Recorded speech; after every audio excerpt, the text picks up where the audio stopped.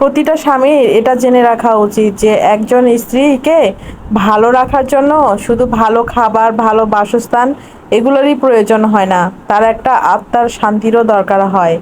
আর একজন স্বামী মানেই যার হাত ধরে তার স্ত্রী সব ছেড়ে আজীবন কাটিয়ে দিবে, যার ফলে তার সর্বগুণ থাকা প্রয়োজন, অথচ সমাজ স্ত্রীর পেছনে লেগে থাকে, তাকে জাজ করে। আপনি জানেন না আপনার স্ত্রীর ত্যাগের গল্প, আপনার চোখে সে সর্বসুখী। এরকম হলে সমস্যা আপনার চোখে, সাথে অন্তরেরও।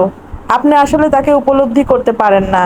একটা স্বামী শুধু জীবনসঙ্গী নয়, বরং বাবা মায়ের স্নেহেরও অংশীদার, স্ত্রীর উত্তম বন্ধু। অথচ আপনার মধ্যে ইগো কাজ করে। হায়রে পুরুষ মানুষ! স্ত্রীর উপদেশ যদি শুনতে শরীর জ্বলে, তাহলে বুঝে নিন শয়তান আপনাকে অহংকারে কাবু করে ফেলেছে। স্ত্রীর প্রতি যেমন স্বামীর কর্তব্য রয়েছে, তেমনি স্বামীর প্রতিও স্ত্রীরও কিছু হক রয়েছে। সংসার জীবনে কলহ আসবেই, কিন্তু সেই কলহে জবান দিয়ে যেন এমন কিছু বের না হয় যেন সংসার জীবনটাই বিষাদে পরিণত হয়।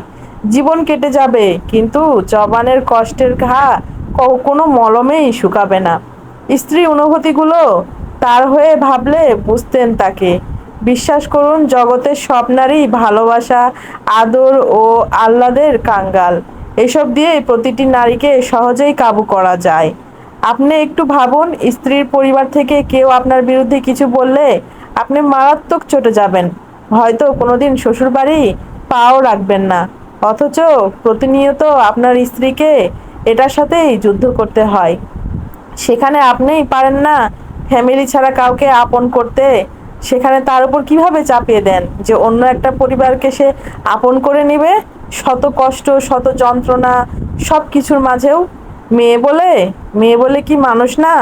আপনিও যে মায়ের সন্তান, সেও একটা মায়ের সন্তান, বরং বাবার রাজকুমারীও। আচ্ছা, কোন আইনে লেখা একটা মেয়েকে এসব সহ্য করতে হবে?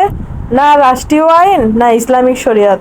শরিয়তের দৃষ্টিতে নারীরা এসব নেই। স্ত্রীকে সম্মান দিতে শিখুন, কেননা আল্লাহর কাছে ওই ব্যক্তি উত্তম যে তার স্ত্রীকে সম্মান করে, ভালোবাসে, স্ত্রীর বিপদে আপদে পাশে থাকে। একজন স্বামীকে খুব বেশি সাপোর্টিভ হতে হয়। উত্তম জীবনসঙ্গী না পেলে জীবনটা এত বেশি তিক্ততা হয়ে যায় যে জীবনে আর ভালো মন্দ কিছুই থাকে না। এই তো কয়েকটা দিন, মৃত্যু আসলেই তো সব শেষ হয়ে যাবে। কি দরকার এত তিক্ততা, এত বিষাদ?